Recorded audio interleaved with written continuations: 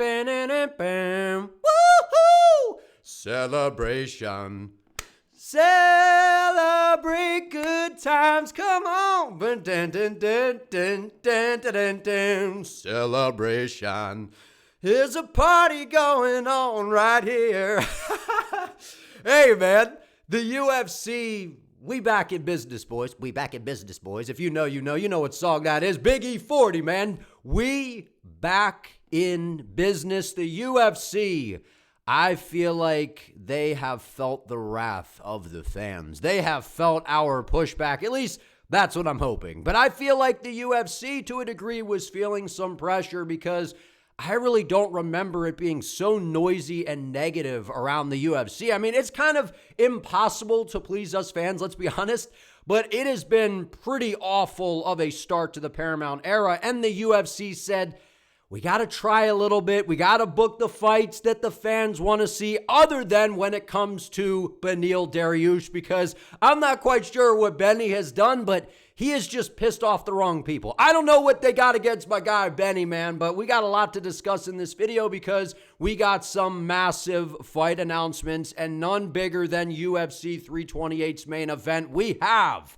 Khamzat Chimaev versus Sean Strickland, a blockbuster fight. And honestly, in terms of the buildup, in terms of the media, the press conference, all those kinds of things, this is one of the biggest fights that the UFC has put on in quite some time. We're also going to discuss Nassourdine Imavov because obviously he is being kind of duped a little bit here, man. He is getting kind of cut in terms of him getting his title shot by Sean Strickland. So we're going to discuss it all in this video. Several different fight announcements. We got a lot to go over, man. So let's rock and roll right into this. And effort.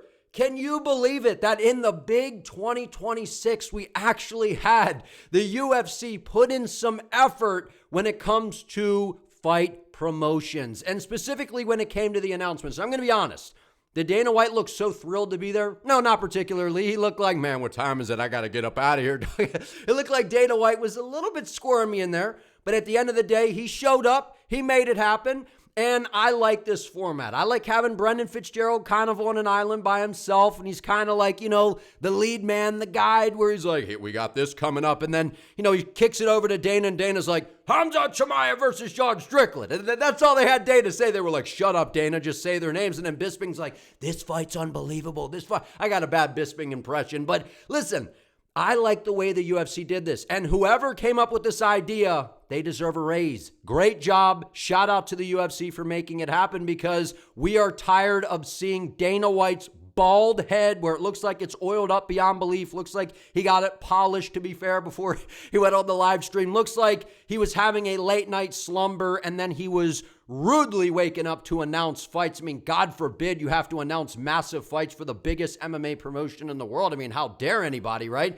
And then Mr. Krabs gets on there with that pink red face, and he just doesn't have a lot of excitement. And this was way different. This was effort from the UFC. Again, Dana looked a little squirmy in there, a little bit of a scrambly rascal in that chair, but I like the layout. They essentially kind of had Bisping as the one hyping up these fights, and I actually really enjoyed this format, and hopefully this is the new method that the UFC is going to ride with, because I really liked it. Now, when they said, oh, we got 9 fight announcements, we kind of already knew most of them, right? So they were like, oh, we got all these announcements, and we kind of already knew a lot of the fights because they were already actually announced by the UFC. Not rumors, they're like Burns versus Malott. We already knew that, dog. We already knew that, but at the end of the day, the effort is what counts. I appreciate it, and the fans appreciate it, UFC. Great job. Got to give you a round of applause. We complain, but when you do something good, man, we also got to call that out as well in a positive way. So I actually really like this, and kept me up late, man. I was trying to go to bed, and then boom, everyone's blowing me up. They're like, Strickland, Chimaev, what's going on? So I actually really enjoyed this, man. You woke me up. I got a bad night's sleep because of this, which is a good thing. You got me fired up. So let's rock and roll, man. In case you can't tell, I am fired up. And not just so much for this main event, which is the big reason, but I like a lot of the fights that were booked. Now, I do have some gripes. We're going to go through that. But the bottom line is this is a blockbuster fight between Khamzat Chimaev and Sean Strickland. And anyone that says anything different, I'm sorry, you don't know what you're talking about. This is, when I say a blockbuster fight, we're not talking about Blockbuster that isn't around anymore. I miss those days as a kid running into Blockbuster, picking out a movie. What you gonna get on a Friday night, dog? And that's not what we're talking about here. When we talk about Blockbuster, we're essentially talking about a mega fight. Now, stylistically, we're going to get to the fight and the breakdown because in terms of how exciting the fight is, it's going to depend on a few things which we'll get to. But what is a blockbuster fight, a mega fight, is all of the antics leading up to the fight, the social media, the press conferences, the interviews, the things that are going to be said. The buildup of the fight for this is going to probably, I would say, be the biggest that we have seen since Khabib versus Conor McGregor. That's the feeling that I get with this. Now, again, is the fight going to deliver? That's what we're going to discuss. But my biggest hope here is in the Paramount era. The UFC / Paramount, whoever's in charge of the microphone at Sean Strickland's press conference, I don't care if you agree or don't agree with what Sean Strickland has to say. No fighter in the UFC should ever have their microphone cut off. Ever. I don't care who they are. Whether it's Khamzat, Ilya, Strickland, Bryce Mitchell, I don't care. You don't ever cut off the microphone of a fighter when they are talking. That's my thought on it. And anyone that had Paramount or whoever, oh, we don't really like that. You got involved with the UFC, you knew what you were getting into. Don't take away from our sport, man, because at the end of the day, this is the fight game, and it is one of the aspects that makes the fight game different than anything else, is allowing the fighters to say what they are going to say. And I understand that there are some dark things that are going to be said. There's going to be some wild stuff. I understand that. But at the end of the day, I don't like microphones getting cut off. So assuming that Khamzat and Strickland show up and they're going to play ball when it comes to the promotion and all these interviews and stuff, I think that we are in for a very intriguing buildup, because at the end of the day, is it going to get nasty? Are lines going to be crossed? I'm sure that they will, but these two are not dumb, man. People act like these guys are just like, oh, well, Khamzat, he's just a hothead and Strickland's just an idiot who says anything. These dudes are smart, man. What separates them from a lot of other fighters is understanding the game, marketing, saying catchy things, Khamzat, bumping into DDP at the weigh-ins. It's all of those little things that become clips. They get posted on social media, and it gets people riled up. Now, I don't love when fighters are crossing the lines, like a lot of the things that Sean Strickland says. I don't particularly like the way that he goes after Khamzat with a lot of the things that he says, but at the end of the day, it is the fight game. I'm sure Khamzat is going to say some things as well, and these guys are going to fight come May 9th, and that is what makes the fight game special, man. So the build up to this, I think it's going to be wild, chaotic, and like Dana said, I think they're going to need a ton of security. They're going to need all of New Jersey security up in the building. They may have to call out the National Guard for this one, man. I think it's going to get wild. And again, a lot of the things that Strickland said, whether you're building it up or not, you got to stand on what you're kind of saying, dog, because you are crossing lines and saying a lot of hurtful things that piss off a lot of people. And I don't agree with a lot of the things that a lot of fighters say, man. And, at the end of the day, Strickland's going to have to back it up because he's kind of talked himself in a way into this fight, and I think it's going to be a big one. But he said a lot of hurtful things, man. So I imagine Khamzat's team and a lot of the guys that he has around him, they're going to have some things to say whenever they see Sean Strickland walking around the fighter hotel and all these kinds of things. And those are clips that are going to, get posted, and all that stuff is going to help this fight be really big. But if you want my honest opinion, I do think that Khamzat takes some of the things personal, but we've heard him say before that when they've done interviews in the past, Strickland, funny guy, he's going to talk a lot. Khamzat understands that Strickland is going to talk a lot. He's going to talk a lot because it's going to build up the fight. So again, Strickland says some things that I don't particularly like, but at the end of the day, no fighter should ever have their microphone cut off, and I believe that no matter who you are. So just wanted to throw that out there for this. Again, it's going to cross some lines. It's going to get ugly, but again, that is what makes for some of the biggest fights. And, like I said, it's going to get nasty, which sometimes that does get a bit ugly, but man, it's the fight game, All right, and then bring this back. Bring this back, man. This is something that the UFC, in my opinion, should be doing for pretty much, I'd say, every main event. At least every, fight night with a crowd, every numbered event, or whether it's just every numbered event, whatever it is. When you have a fight of this magnitude, bring the face-offs back. Bring the face-offs back, man, because, whether they do it through, Skype or, not Skype. That's old, man. Wait, Skype? What are we talking about, the 1900s? Like Zoom or whatever they do, like they did with Ilya and Max. They did it with Khamzat and Usman. Maybe they do that because there's going to be security concerns or whatever. I think if you put Khamzat and Strickland in a room with some security and they sit them down, you don't have their teams in there, I think they can sit down and actually sit through a face-off. And if things do get a little bit chippy and the security has to step in, again, it is more promotional material. And at the end of the day, the UFC is a business. They have really, in a way, let the fans down quite a bit, man. The UFC, to me, by booking Khamzat versus Strickland, yes, it's a big fight. They are looking at this as an opportunity to really kind of reel everybody back in. So that's coming from social media, build-up, press, all of these kinds of things. And I think these face-offs are great, man. And I think, like I said, do Khamzat and Strickland actually have beef? Yes. But I do believe that these guys understand the game a little bit of the things that are being, the way that they're kind of getting after this to where it helps build up the fight. So I think that they can sit down and be professional and do some sort of face-off, at least a Zoom face-off thing, face-to-face. I think that would be fun. And again, just another way to build the fight. But the point is, this should come back for just about everything, in my opinion, at least for numbered events. I mean, these are amazing, man. Boxing does it. The UFC used to do it. Till and Masvidal's one that stood out because it was, an in-person sit-down. Max and Ilya, who's Joe, right? That stuff was funny, man. Like, come on, we get some fun moments.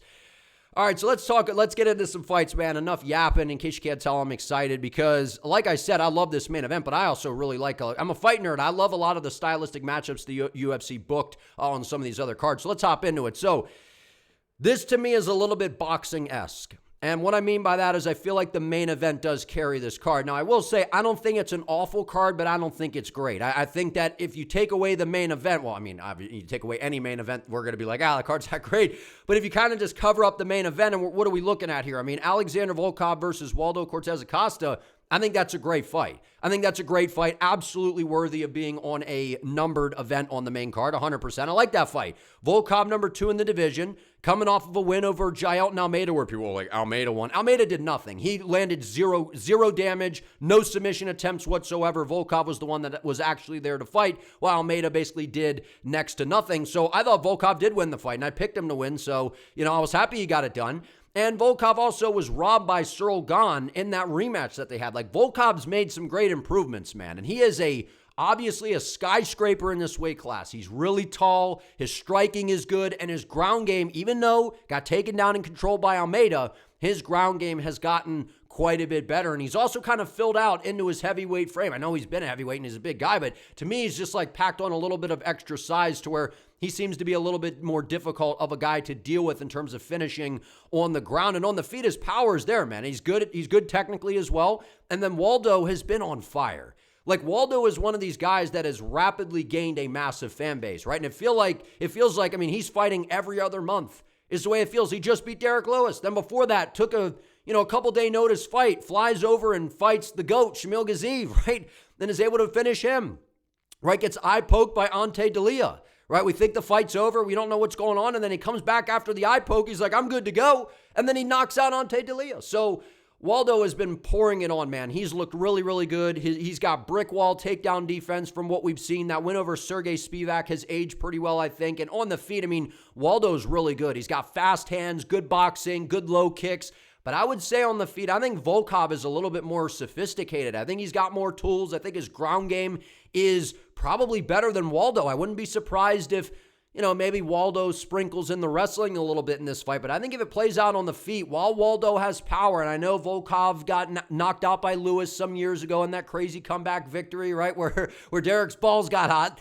But, and then Waldo beat him. So MMA math, I get it. But early lean, I will say, I think Waldo wins by decision. I think his hand speed is going to be the difference. And I think that while Volkov is tricky on the feet, I think the speed of Waldo with the hands might be able to get to Volkov and be able to outscore him. But I don't know, man. I gotta watch a little bit more tape on this before I give an official prediction because I like Volkov a lot. I think he's a tricky puzzle for a lot of guys. And Waldo's grappling has seemed to be pretty good, so we'll see, man. I think it plays out on the feet mainly, and I like the speed in the hands of Waldo. And Sean Brady versus Joaquin Buckley. This is a great fight. It was supposed to, I think, be the headliner for the Apex, which they then moved Aljo and Zalal to that main event slot. So this is worthy of being on a numbered event, absolutely. We needed this fight with a crowd, and listen, we're going to find out a lot about Joaquin Buckley because his takedown defense and grappling overall got brutally exposed by Kamaru Usman, right? A lot of us, including me, overlooked Usman in that fight because he's older, his knees are shot, right? He's got the wobbly knees, and it's like, he's been away for a while, right? Lost a couple fights, bounces back, and,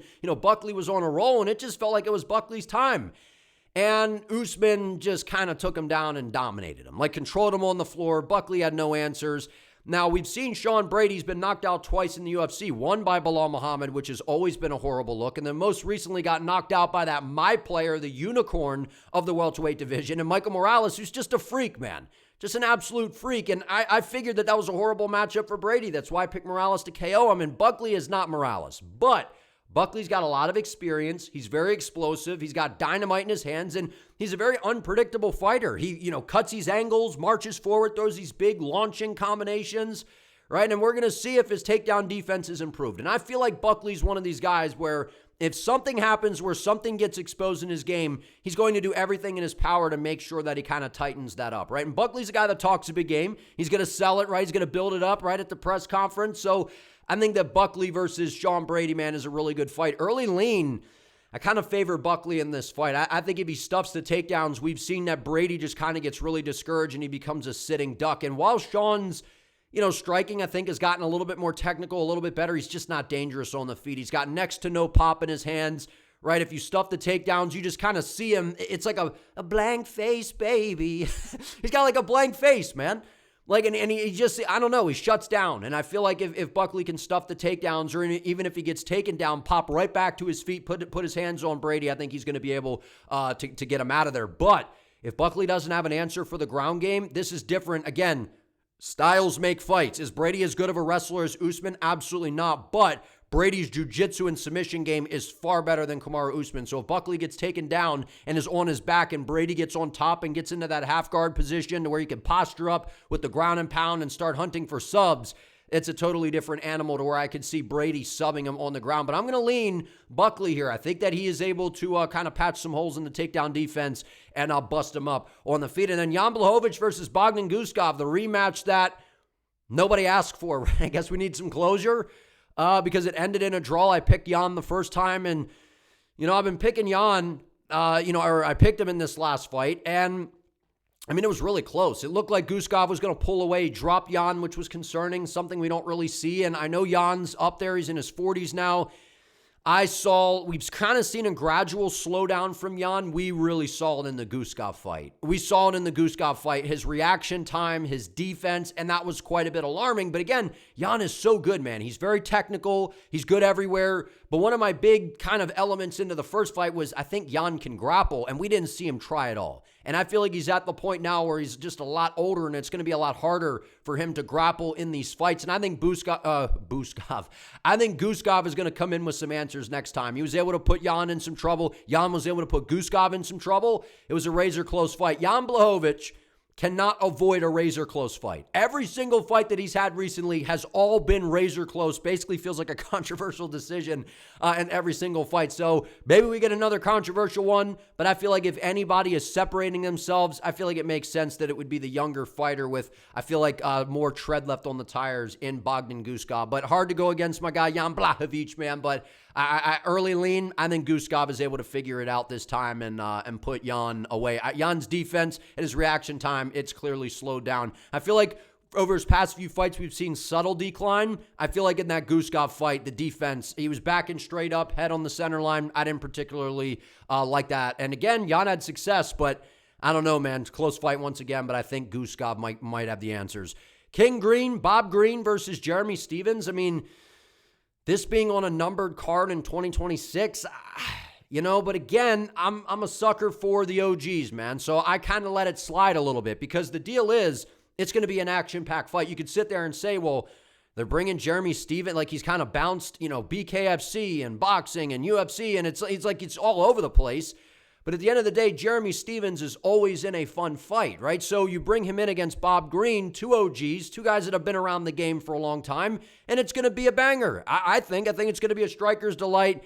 And early lean, I say Bob Green, man. I think his speed, he's going to be too fast, too slick for Jeremy Stephens because Jeremy's one of these guys where he's kind of plotty. He's got good hands, but he's going to have to catch Bob. And if he doesn't, I think Green is going to pull away, man, with his speed, with his slickness, the way that he looked against Daniel Huber. It was fantastic. And even the fight before that against, I think it was Lance Gibson, he's looked really, really good. So I like what we've seen from Bob Green. Jeremy Stevens, he's looked good in BKFC as well, but this is MMA. Bob Green's the one that's been training MMA nonstop. I side with Bob Green to win a decision. I think he dots up Jeremy Stevens. And then, Ottavio Gautier versus Ozzy Diaz. What are we doing? I know this was supposed to happen, and then Diaz, I think, pulled out, and then they did Andre Pulev. This is a step down. Like, people wanted to make fun of O'Malley, Bo Nickel, right? Raul Rosas, I think at one point. Like, some of these fighters, the UFC patty that they're trying to build up, I don't know if anyone has gotten more softball matchups than Atiba, man. Like, he has gotten some serious layups, and this one is maybe the biggest of his career. Ozzy Diaz is nowhere near UFC caliber. I remember Joe Pyfer starched him on the Contender Series. Like, Ozzy Diaz is not a bad fighter. You know, he's got some output, decent hands, but, I mean, he's got nothing for Gautier. And I know Gautier went the distance with Pulev, and it was a letdown. Pulev is way better than Ozzy Diaz, in my opinion. It's not even close. This is a massive step down in competition, opening up the numbered event. This, to me, is all about getting Atiba a KO. He's still very young, still very, kind of young in the game, so I feel like the UFC's trying to slow build him, dial it back a little bit. But, I mean, don't talk about some of these other guys getting these softball layups, because Atiba, back to back to back to back, however many fights, softball matchups, man. So, again, I understand it, and I like Atiba a lot. I'm just kind of calling that out because everyone wants to rip on a lot of these other guys. But at the end of the day, you should flatline Diaz in the first round. I think that's why they booked the fight. I don't know why Ozzy's taking the fight, man. It's literally, you're being sacrificed pretty much. All right, main event. Khamzat Chimaev versus Sean Strickland. So what intrigues me so much about this fight is, why is Sean Strickland so confident that he can beat Khamzat? Why is he so confident? And I know you might say, well, of course he's going to say that because he wants to get the title shot. But you would think, for a dude that has said some absurd things and has said a lot of wild shit, you would think that we've seen a lot of fighters do that, and they kind of do that in the sense of, well, I know that I'm never going to fight that guy. I know that I can say all this stuff because the reality is our paths are probably never going to cross in the octagon. How many times we've seen that? Strickland literally has wanted this fight. Why has he wanted this fight? You could say, well, Khamzat's a massive name. And by the way, both of these guys are absolute stars. I mean, Khamzat's a superstar. Sean Strickland, he's a big star. He's a guy that's kind of had that Masvidal type of deal where Strickland was around for forever. You know, he's kind of known for being a solid striker and this and that. And over the past few years, he's turned himself into a massive draw. He absolutely has, right? Which is a big reason that he's getting this fight. But Sean is really unusually confident for this fight, man. And I don't know why that is. I don't know why it is, because if he truly did get ragdolled around like we hear from a lot of sources, why would he be so excited for this fight with all the things that he said? Like, you just would be so excited to go in there and get what, embarrassed? Like, I mean, maybe he just wants the payday. Like, there's different arguments there, but here's what I think. We've heard different things. We've heard that there were grappling rolls, positional grappling. So for people that don't know what that is, it's like, Khamzat will start on Sean's back. The bell will sound, boom, we're starting in your rear naked choke defense. Like, you're starting in a dominant position right away. If that's the case, and that's how Khamzat is subbing Strickland, is it a great look? No, but that is very different than, okay, we're having a sparring round. We're starting on the feet. This is a full live go. This isn't just straight grappling. This isn't just, well, you're starting on my back and we're starting there. So I got a lot of questions, right? And we've heard Coach Eric Nixick, he's like, what happened in the training room kind of stays in the training room. I got my questions.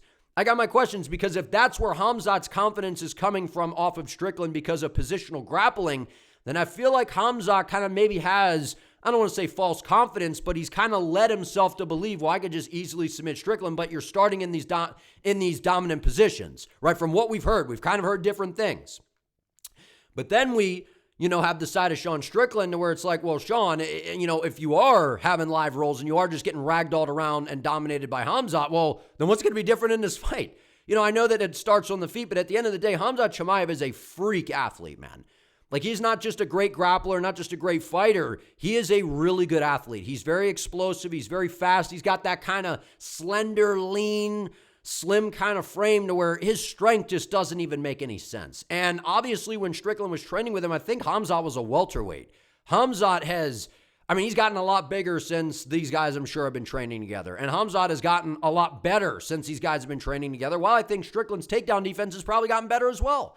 So I think both of these guys have made a tremendous amount of improvements since the last time that they trained together. Both guys have a ton of confidence. We don't really know what went down in the training room. We heard that Khamzat was able to submit Strickland. I haven't seen where it's like specifically, well, what were those rounds? Were they just starting in certain positions? I don't know. But at the end of the day, I think Khamzat Chimaev's ground game is too much for anybody in this weight class. And I think it's too much for anybody at 205.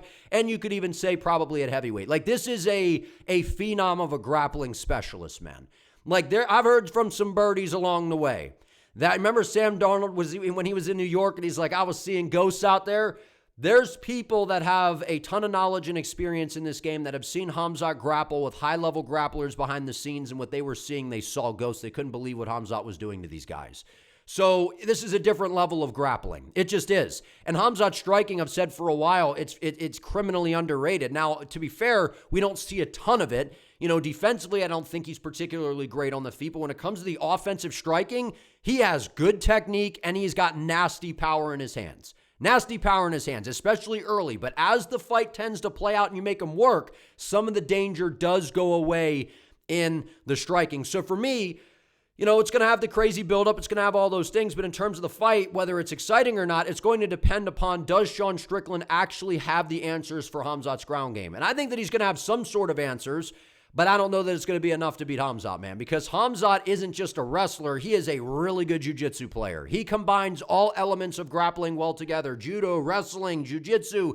Like, he is the complete package in that department.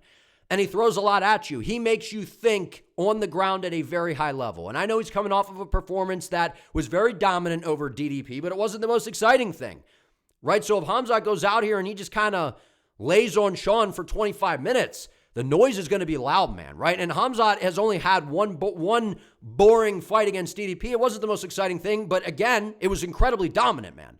Incredibly dominant, so you have to respect that. And to do that to DDP, like a guy that is an unbelievable fighter, that's impressive. To be able to just dominate DDP and control him like that. Was the most exciting thing? Absolutely not.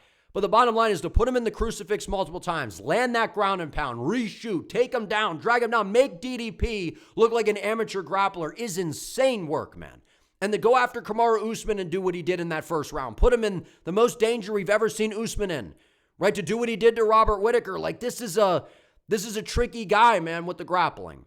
And Sean Strickland on the feet, I mean, he's a puzzle for anybody. So if Sean has the answers for the ground game and, you know, they could get back to the feet and he can kind of figure some things out, this could get interesting. Because I think on the feet, Sean Strickland is the guy that, you know, the advantage should lean Strickland with the striking. He's got a piston of a jab. He's got a good straight right hand, good knees, right? We saw that in the Fluffy fight. Good front kicks up the middle, right? And Sean Strickland's just one of these guys where he's not the easiest guy to put away. Right, and submitting Sean Strickland, I don't even know if he's been submitted in his MMA career. We've seen it in a grappling competition. I can't remember who he was grappling. Strickland was showboating, guy took his back and choked him out. So I don't imagine Sean's going to be showboating in this fight on the ground when he's got Khamzat all over him. So again, DDP was able to take down Sean Strickland, but again, he took somebody down. That doesn't necessarily mean anything. What did you do with the takedown? Sean got right back to his feet. Fluffy Hernandez had zero success grappling. Strickland's footwork was really good. He was skedaddling around, cutting good angles. He was a tricky customer to get a hold of. And I feel like Strickland's improved a lot, man. But by the same token, I think Khamzat has as well. So obviously, you guys know I'm a massive fan of Khamzat Chimaev. And I think that I've said that I think he retires undefeated. And look, I think it's going to be a competitive fight. I think Sean Strickland is going to be able to kind of give him some work with the ground game. I think that he's going to be able to scramble. And what I can say, styles make fights. Sean is one of these scrambly kind of guys. He's a scrambly rascal when the fight hits the deck. He's going to want to roll. He's going to want to get up. He's not just, I don't think, just going to kind of lay there and just sit there and be content losing a decision that way. I don't see that. That's what we see from Sean's style. His get-up game's really good, man. It's very, very good. But it's different when you have a guy like Khamzat who is just suffocating like a python that just kind of suffocates you, puts a ton of pressure on you, right, and gets a hold of you and is just thinking so quick, and if you make any mistakes, you're going to get submitted. So at the end of the day, I think Khamzat gets it done, but I think Strickland is a much harder fight for Khamzat than what a lot of people might think. I got to watch some more tape, go in on it a little bit more, but Strickland, you know, he's been fighting some of the best guys in the world, man. I mean, the Adesanya performance was crazy. The DDP first fight, I thought he won that. The second one, apparently he was injured coming into it. Either way, DDP dominated that fight. And then most recently, I mean, going out there doing what he did to Fluffy was very impressive. Fluffy had a ton of hype, but at the end of the day, Fluffy is nowhere near the level of grappler that Chimaev is. We all know that. So to me, where is this confidence coming from Sean Strickland? I just find that interesting. So we're going to find out in the octagon what really went on in the training room. I think there's a little bit to everything with this, but I think Khamzat Chimaev, he's got a ton of confidence as well. I think that he knows what was going on as well. So both guys, maybe they're selling it a little bit, but I think at the end of the day, Khamzat's grappling, it's just a different level, brother. I come here for everybody, bro. I think that's what he's going to do. I think he's going to get a hold of Strickland right away, take him down, control him. Strickland's going to scramble, and Khamzat can catch him in a submission somewhere in those exchanges. But if Strickland has the answers, he can get back to the feet and not allow Khamzat to just control him. I think we're going to be in for an interesting fight. If he could survive the ground game, get to the feet, man, things can get really interesting because on the feet, Strickland can hang with just about anybody. And that jab is nasty. The front kicks to the body, forcing Khamzat to stand for long durations of time.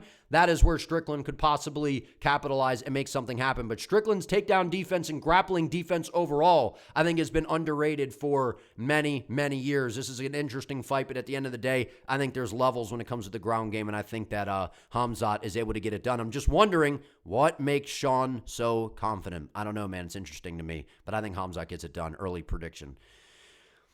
Aljamain Sterling versus Yusuf Zalal. I love this fight. I think it's a great chess match, right? This is now, I think, took place for the Brady-Buckley fight.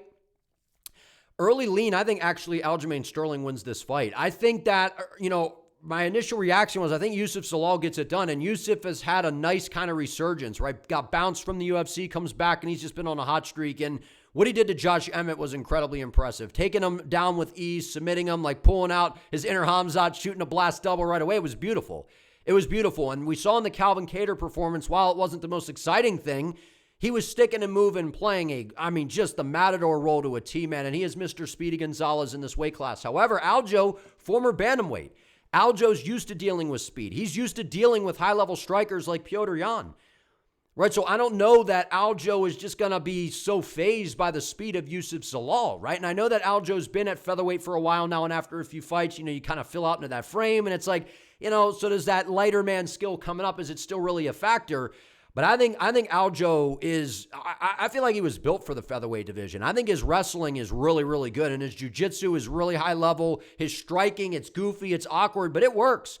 It works, and he's rangy, and he's awkward, and his timing and his rhythm and the way that he's just able to kind of mix things up. He's very kick-heavy. He's not the easiest guy to deal with, and we've seen that if Aljo can pressure a good striker like Yusuf Zalal, and I know Zalal's got a good ground game, and he's got good jiu-jitsu as well, I think the difference is with the wrestling and the high-level caliber of fighter that Aljo is. So my early lean, I'm going to say Aljo wins this fight.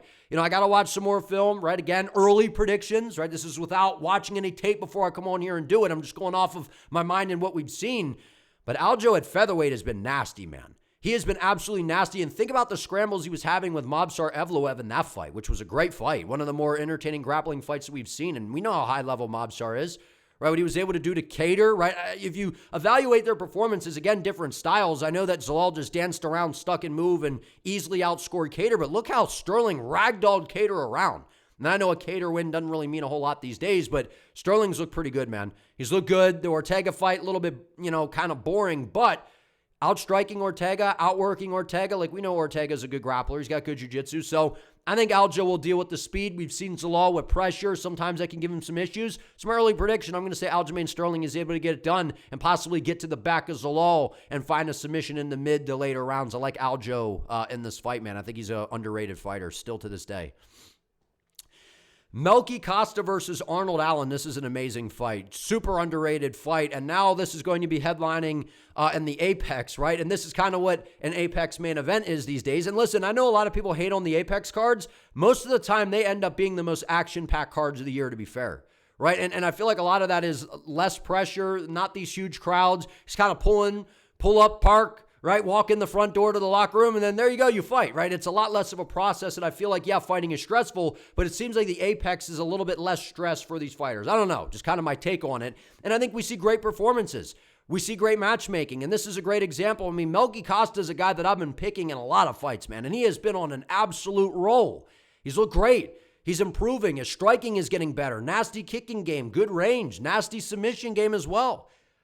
But Arnold Allen, people forget, man. And I know he was in there against John Silva, and Silva was able to get it done. Arnold Allen is really good. He's been in there with some of the best guys. His movement is really good. His striking is really good. His takedown defense is really good. I think this is something that plays out on the feet. And if Melky Costa does not land a big shot, I mean, I think that this is going to be 5 rounds, right? So, man, I kind of lean Arnold Allen, early prediction, and I don't like picking against Melky, man. He's kind of been my guy here. But I'm thinking with my brain, Arnold Allen is one of these guys that he's just Mr. Underrated, and he hasn't been very active. And that's been a big knock to where you kind of forget about him a little bit. You're like, Arnie, man, who's that? And then, oh, yeah, I remember that guy. You know, because he kind of fights once a year, hasn't been on a very active streak. But this is activity here. He just fought John Silva not that long ago. And I know he got beat up a little bit in that fight, but John Silva, he's a dangerous dude, man. A very dangerous dude. And I mean, what Melky Costa did to Dan Ige, that kind of put everybody on notice. Because Dan Ige is not a guy that gets finished. Dan Ige is durable. He's got power. But Arnold Allen, to me, is a tactician. He's a tactician. He's well coached. He's got good footwork, good movement. And we've seen, while Costa was able to catch Ige with that spinning back kick, which was absolutely beautiful, we've seen Costa finish some fights. We've also seen the fights drag out a little bit and go to some decisions. And I worry a little bit about that Costa gas tank, especially in a longer fight. I think that that's something that can favor Arnold Allen. And Arnold Allen has a ton of high-level experience. Early lean, I'm going to say Arnold Allen is able to get this one done and win a decision over Melky Costa, or possibly find a late round TKO. But if someone gets starched early or gets hurt, I definitely think that it would be Costa hurting Arnold Allen. Got to think a little more on this one, but early lean, I think Arnold Allen can go out here and get it done and stop the hype of Melky Costa, man. And I like Costa a lot. He's been on a roll, but people forget, man, Arnold Allen's very good. All right. What did Benny Dariush do? It's basically like the UFC's like, okay, fine. You won't retire. We still got to pay this dude. We're just going to keep feeding you to these dangerous, nasty prospects. And I was like, man, Dariush dodged one, man. He was supposed to be in there. He's supposed to be in there against Manuel Torres. And I'm like, that was going to be brutal.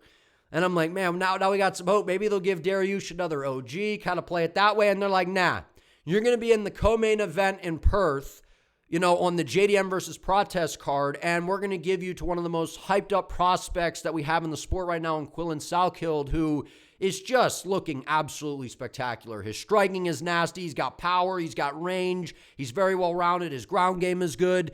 I think he goes out there, and I mean, this is a Salkilld showcase being set up here by the UFC, and I think he just brutalizes Beneil Dariush and gets him out of there. I'll say second round. I think Dariush could probably, you know, weather maybe a quick storm and drag this thing out, because Dariush's ground game is good. And to be fair, he's the best fighter that Salkilld has fought to this point. But Nasrat Haqparast is a better striker, in my opinion, than Dariush. I know Dariush has got some power in that old man left hand, but Dariush is very predictable on the feet, and he's chinny as can be, man. I mean, if you tag Dariush with any clean shot, he's going down. He's just going down. I mean, the minute he got rocked by a straight right hand by Moicano, and by the way, even though he dominated Moicano in that fight and clearly won every second of that fight outside of getting dropped by Moicano, he still got dropped by Moicano.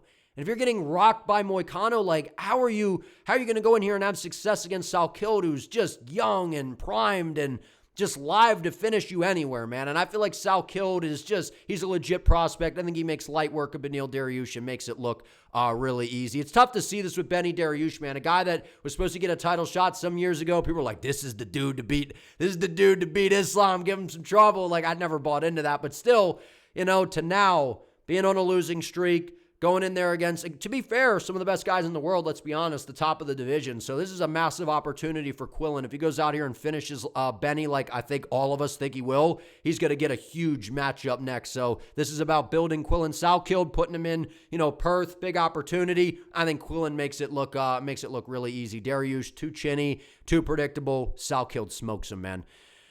And then we head to Macau for a fight night. The main event is going to be Song Yadong versus Davison Figueiredo. Now, do I love this matchup, and is this what I would have booked? No. I mean, I don't really love the fight, but this is basically getting Song Yadong a win. Song is a guy that steps up and fights everybody, right? He's kind of fought a lot of the who's who at the top of the division. He's probably not ever going to be champion, but is kind of that gatekeeper to the top five, so to speak. Davison Figueiredo is never a layup, right? And he beat Montel Jackson. He's shown some moments, right, where he's looked pretty good at bantamweight. but he's getting older, man. He's getting older, and I know his ground game is good, but Song's got a good ground game. Good wrestling, good takedown defense, good on the feet, nasty power.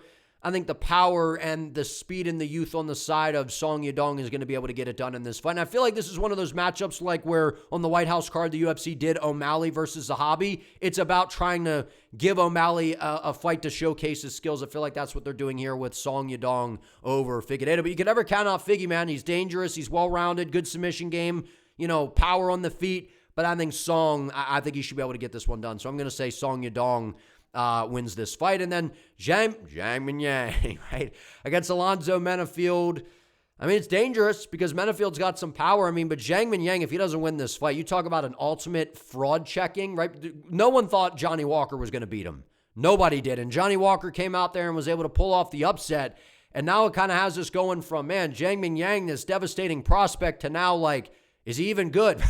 That's kind of where it feels like we're at. And now I'm questioning if he can even beat Alonzo Menafield, because Menafield's dangerous. He's got nasty power. He's got a good takedown defense. And early lean,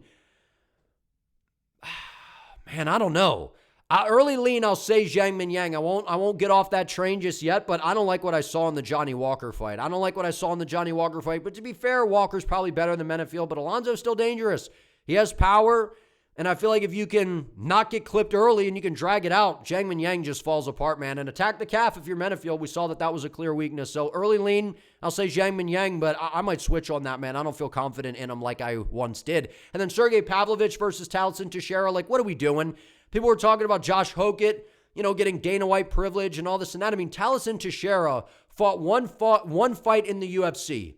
I think he was on a main card, if I'm not mistaken. Smoked a Tafa brother, which, again, still kind of impressive in your debut. Got Derek Lewis in a main event, got smoked. Then they said, we'll give you Tai Tuivasa, which Tuivasa shouldn't be ranked regardless, and got another ranked guy. So after one fight in the UFC, he's been fighting nothing but ranked dudes, and he had a horrible fight against Tuivasa to where he looked like crap, and so did Tuivasa, and they give him a top-ranked Sergey Pavlovich. Right, what has Taliesin Teixeira done? And I understand that heavyweight is desperate, but to me, this is, people might say, well, it's an opportunity for Teixeira. I look at this as literally nothing more than a KO being served on a platter for Sergey Pavlovich. Sergey is going to brutally KO Taliesin Teixeira. He's better than Taliesin everywhere. Taliesin's not going to out-grapple Pavlovich. The fridge, when you take it down Pavlovich, good luck. Sergey's going to bust him up. He's nasty on the feet, great boxing. He's a unit, man. He's powerful. He's got cardio as well. I think he's got a better gas tank than Taliesin, more power, better boxing. I think Sergey absolutely destroys Taliesin Teixeira and gets a highlight reel KO. I don't understand this fight. I would have rather have seen Pavlovich versus Kuniev. I think that's a lot more interesting, but I think that this is a layup for Sergey Pavlovich. I think he makes it look really easy. But for the Song fight, I could have seen like maybe Song versus Mario Bautista or something. I don't know, but I like I said, I feel like they're trying to give Song a much more winnable fight. Again, showcase card. Pavlovich, dominant win. Chance for Zhang to go out there and get a KO against a striker in Menafield, showcase opportunity. Song against Figgy, showcase opportunity as well. Favorable matchups. Last but not least, we got Belal Muhammad versus Gabriel Bonfim. And first of all, why is this in the Apex? This shouldn't be in the Apex, man. This should be a fight night with a crowd. This is better than Malott versus Gilbert Burns, and that is a fight night in front of fans. So, with a crowd. So this, to me, I mean, this should absolutely be, this could be on a numbered card. I think that this should be on a number card, honestly, right? If this is the matchup that we must have. But I feel like the UFC fumbled, man. We should have Belal versus Kamaru. Why that fight is right at our fingertips, man. Like, that has the beef, that has the bad blood, that has storylines to it. Both guys are older in their careers. They never got to fight.